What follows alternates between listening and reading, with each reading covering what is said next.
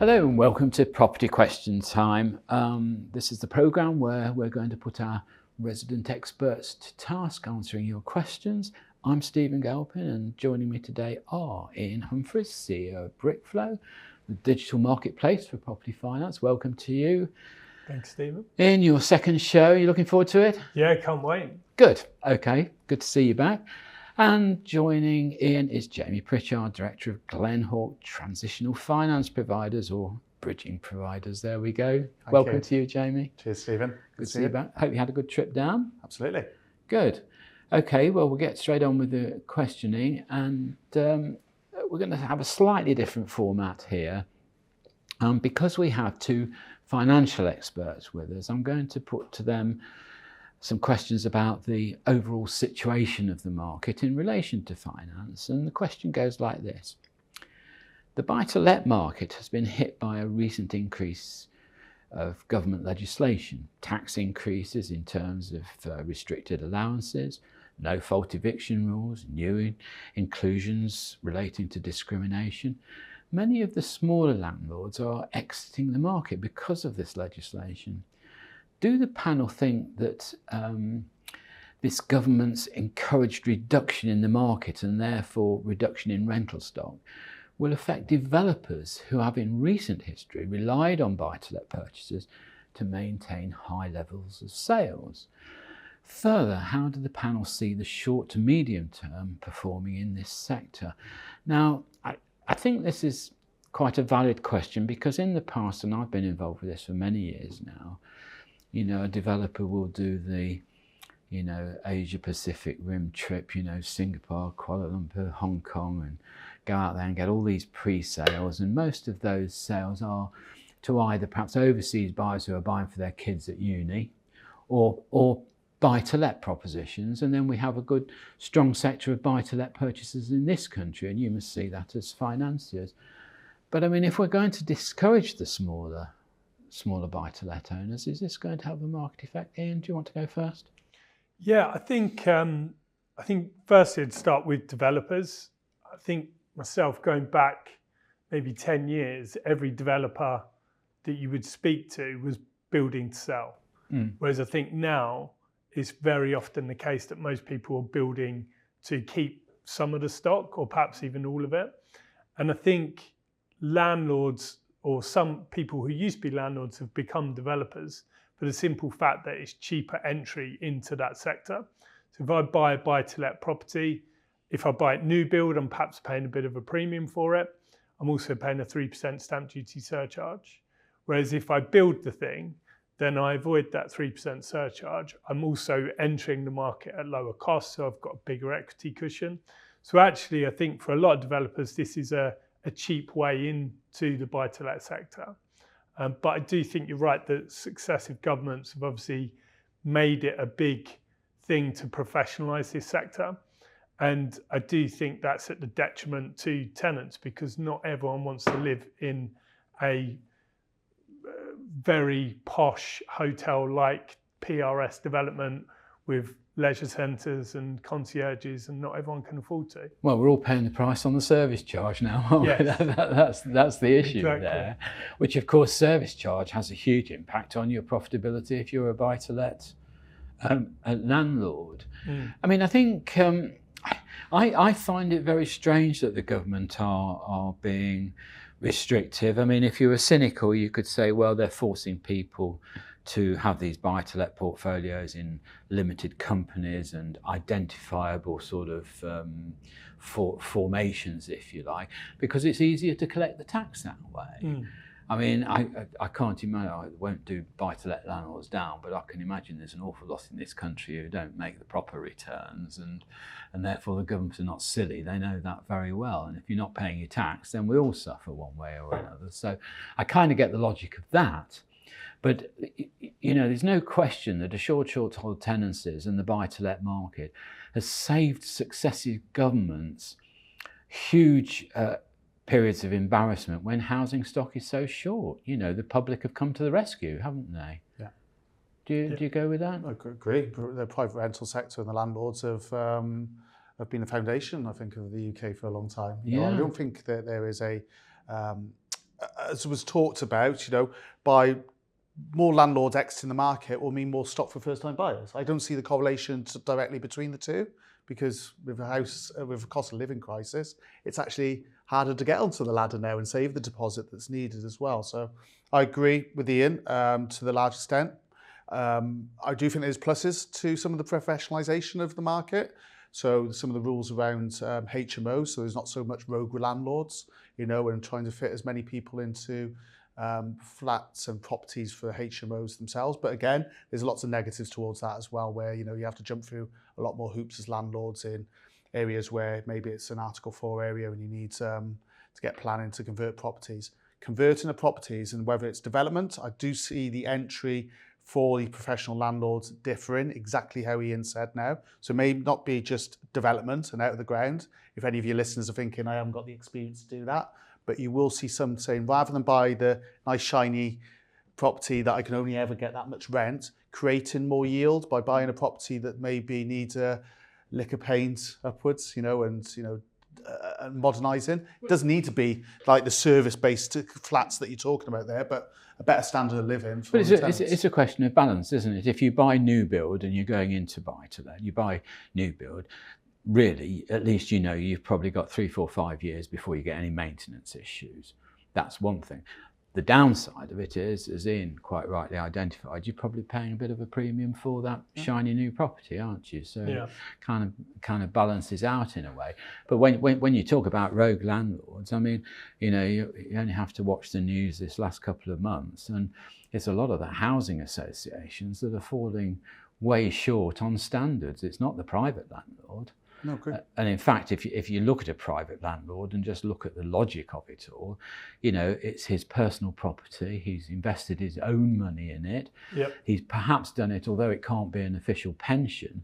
There's no reason why a buy-to-let property can't be your pension, in terms of the income. So he's going to take a lot more care of it than perhaps the multi-unit institutional owner. I think like any sector, you've got a few bad actors that have spoiled it for everyone, right?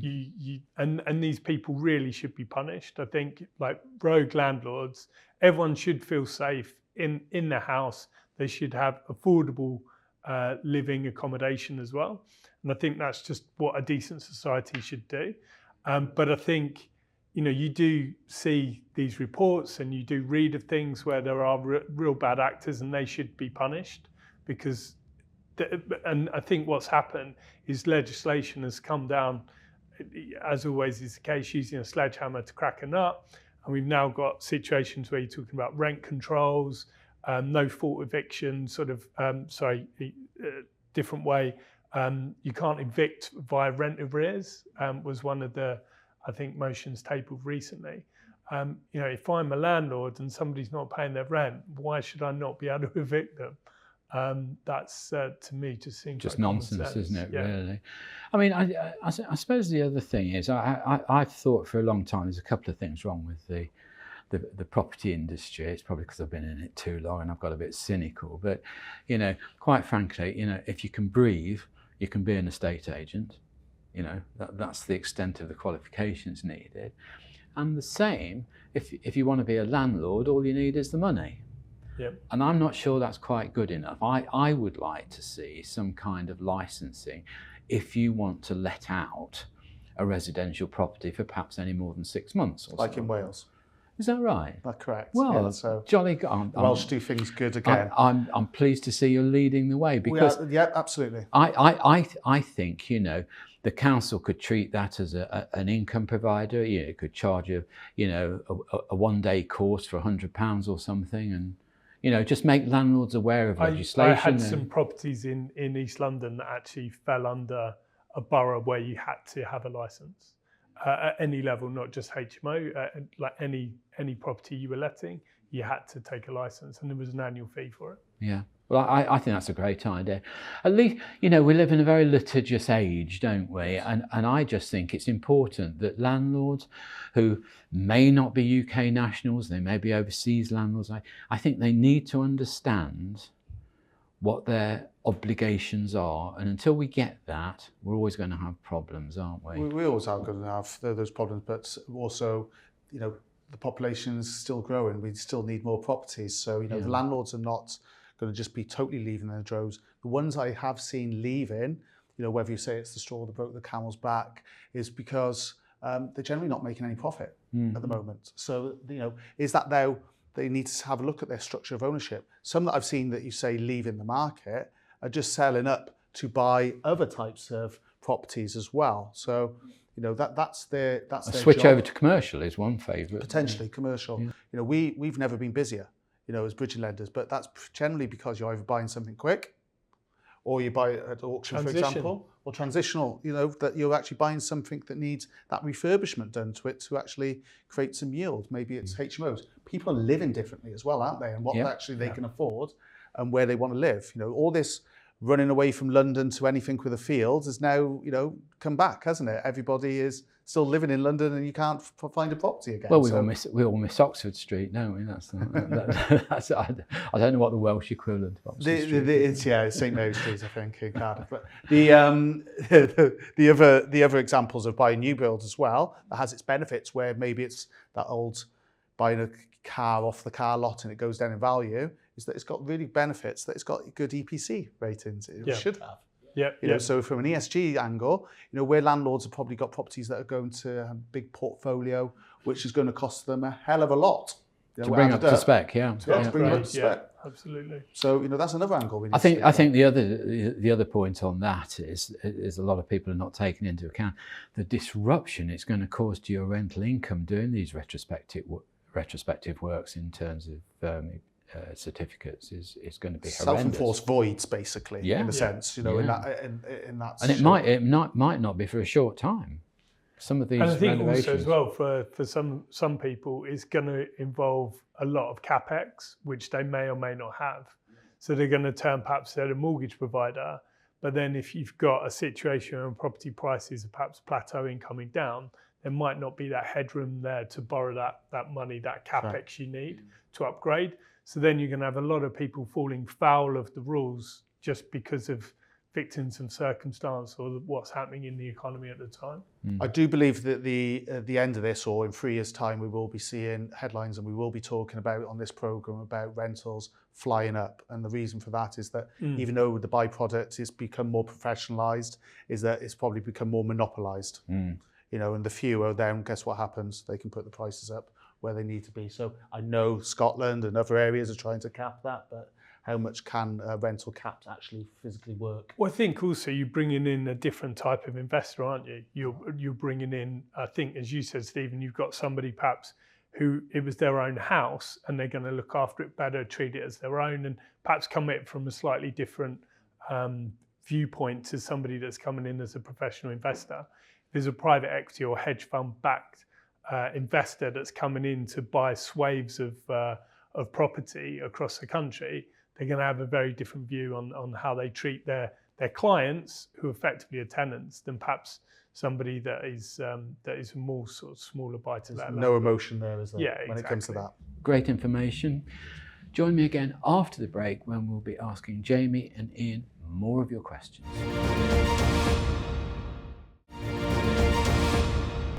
Hello and welcome back to part 2 of Property Question Time. I'm Stephen Galpin and I'm joined by Ian Humphreys and Jamie Pritchard. Welcome back, guys. Ian, estate agents have recently released figures that indicate the time between reservation and exchange on residential property has moved from 90 to 150 days. Although the blame is usually placed on solicitors, it seems that they counterclaim that it is the finance companies that are seeking ever increasing detail in their lending criteria, making the conveyancing process even more complicated. Do the experts agree? Yes. I think definitely over the last sort of decade. I mean, Jamie probably talk about this as well, but certainly in bridging, you've seen a real sort of professionalisation of that sector. If I think back to 10 years ago, it tended to be, a couple of guys had some money from family, friends, they would lend, everything could be done in a few days, and that was it. But then lenders go through that cycle of getting more business, they attract institutional credit, and they move from a sort of private capital credit arrangement to a more institutional. And with that comes the rigmaroles, the bureaucracy of going through a proper credit process and a proper legal process. So I do think definitely as you start to get a lot of lenders being backed by investment banks, sovereign wealth, those kind of institutions, it's natural that you're going to have a bigger checklist to complete going through the completion process. I definitely do think on the legal side, though, there's huge amounts that could be done in terms of speeding up the process. I mean, auctions is a great example, right? You can do that in 28 days because the legal pack is available beforehand. So why is that not something that's commonplace in the UK? You know, that it's on the vendor to produce a legal pack before you go to market. I mean, on that subject, it was quite interesting. Again, we had a debate here with some solicitors, and what they were saying was it's absolutely right that the lenders are asking for more and more information, but on top of that, it's just a circumstance or a natural change in structure. Less than 40% of solicitors in this country actually have a full-time conveyancer on their panel, on their partnership. Yep. And therefore, when a conveyance comes in, it might be the only one they have in 6 months. Therefore, that partner is really not up to speed with what the current requirements are in terms of information and style of answering questions. So that can cause an issue in itself. My answer to that is I don't know why the bigger agents don't have more licensed conveyancers in the agency. I think that would help an awful lot. And I also think that the land registry, I think we've talked about this before, Jamie, I think the land registry could be the one-stop shop for all the searches, if your environmental search, your contaminated land, all that sort of thing. And they could charge a subscription for access to that thing. But if it was a one-shop stop of all the searches you're likely to need, I'm sure that would help tremendously. You've touched upon some massive areas there, and I think it is a lot about technology in some respects. It's a lot about, just before this program, I was listening to a podcast on AI, and I'm thinking I'm working in a mortgage industry that's still paper-based. Yeah. We're nowhere near, the AI nature of things to put that. I always come from this. I'm very process-driven, so I always come from that the customer is at the centre of all this. Now, you will say, Stephen, a lot of the time that back in 2008, you were able to walk in and you knew your bank manager and get the mortgage that way. Because of everything that's changed since then, the lenders do need to do more due diligence. We do need to check the credit because we are backed in different ways, and we do need to have fact finds that are not on the back of a fag packet. But the thing that I really want to sort of endorse is that each one of these, there's a blame culture that goes on. Yes, of course. There's a total blame culture. You're to blame, you're to blame. The customer is sometimes as much to blame because they haven't got all their documents. They haven't done their due diligence. They've put their hands up at the auction, dare I say it, without then coming to a broker and saying, I've got 10 days because I haven't done anything in the 18 days, and put pressure on the system. Packs, legal packs. And, we say about when do you get, as a customer, your legal team, involved right at the outset. Don't wait to that bit when you've got the mortgage offer. And right through it, the valuers, the lenders using the right values. Are they using the right solicitor firms that haven't got that one solicitor that sees one conveyancing firm? Yeah. They probably won't want to use them. It's not a question. You'd ask a solicitor, is it? So, have you got a full-time conveyancer? You just assume yeah. So it comes down to the why and the purpose and the understanding. Your customers who are listening on this programme, they probably won't ask that because you just assume that all lenders, like Henry Ford's School of Lending, they all know what they're doing. Yeah. They all know what they're doing. They all understand, and they can all treat this property exactly the same as the next one. I think going back to the broker point, that's where brokers really sort of come into their own in terms of knowing how the market behaves in timeline. Yeah. That's a huge factor. If you're doing an auction purchase, you're probably not going to go to a mainstream bank, correct, right? So I think having a broker on side, going back to your point around who's in your power team, I think that's really, really important to have someone like that who actually understands the industry.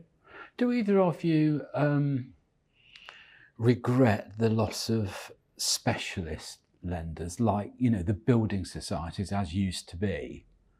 I have many regrets, Stephen, but that's not one of them, because there's more specialist lenders out there than ever before. They're just not, in your mind, badged as a building society. Actually, building societies are very good specialists still out there because of what they can do and, and little bits of criteria that they test out that maybe then the big boys take on. There's a ton of specialist lenders, and the example of that being actually is buy-to-let. So I'll take it away from bridging, because bridging is always specialist, and Ian will know how many bridging lenders there are out there, hundreds and hundreds and hundreds, Yep.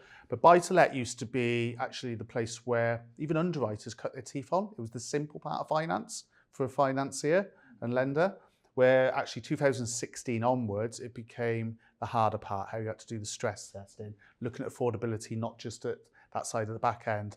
And it became specialist overnight with limited company transactions, knowing about debentures, personal guarantees. You're now needing a really good underwriter on that. So the specialist lenders, to say your point, seen that as their day in the sun, really, and the more specialist lenders jumped out because of that. Throw onto that second charges, bridging finance, and different areas, I'd say there's a plethora, and development finance providers, a plethora of lenders that can help out. Well, on the subject of the day in the sun, right, Jamie, your question. Although when the base rates rise, mortgage rates rise almost immediately. We often complain that it takes much longer for mortgage rates to drop. However, in the last weeks following the rises in base rates that we've had, some mortgage rates have actually fallen almost immediately. Can the experts explain this anomaly, please? Yeah. So this is the misconception. This is the misconception that actually your mortgage rate is directly linked to base rate. It's not. It's one of the factors, but it's not the only factor. So I'll give you an example. One of the things is the SONIA rate or swap rates, as I'm sure lots of your listeners have heard referred to before on this show as well. So swap rates actually have come down recently. And so that's a 5-year fixed swap rate, actually thinking about what the lenders, and would they lend that money at those rates, fixed rates, by the way, not variable rates, and what they feel the market is going to do over a 5-year period. Actually, that's showing that rates are going to be coming down. The base rate being put up, as we've talked about on the show before, is not being put up because they directly want mortgage rates to go up. They're trying to control inflation with it. The other reason that rates could be coming down is that all these banks have got targets as well and what they want to get. So rates sometimes come down because of competitiveness of what the other rates are doing out there. Same way you don't want to be going out there on your own and being the rate that actually fills and get overpowered. I think the other big thing is that actually when rates were low, the base rate was very low, lenders were probably being a bit greedy. They were taking more margin than, heaven forbid, banks being greedy. But the lenders were probably earning more than what they needed to on those products. And I think what's happened with the base rate increasing has brought a bit more honesty into it. And as Jamie says, there's a lot of competition as well, right? People have got targets. They've come in, they'll have a 5-year plan of what they want to earn. And all of a sudden, this has been disrupted by COVID. It's now been disrupted by the base rate going up very quickly. And they still need to fill their balance sheets with loans. So putting that in simple terms for people like me and perhaps some of our viewers are not au fait with sort of finance really. If you're taking out a long-term loan and the calculation by the lender is that interest rates will significantly fall over that lengthy period, then that could well result in a lower starting rate because it's then averaged out. Rate, if it's a fixed rate, then the lower rate. So it's then averaged out over that. We're hedging. Period. Yes, so exactly. We're hedging as a lender against that rate and seeing where we feel. Which is why you've got 5-year rates under 2-year rates at the moment with some lenders, because they believe the average over 5 years will be lower than the average over 2 years. Because we feel that, or the economists feel that inflation is going to come down to a level of 2-3% by the end of the year. The Fed is showing that there's not going to be, massive increases in the rates anymore in America. America sneezes, catch a cold, all those things that your viewers would have heard. but we don't feel that there's going to be too many more base rate jumps this year at all. Good. Okay, well, I'm going to say thank you both very much indeed. That's Ian Humphreys, CEO of Brickflow, and Jamie Pritchard, Director of Glenhawk. Thank you both very much for your insight into the market and answering the questions. I'm Stephen Galpin. Join me again next time on Property Question Time.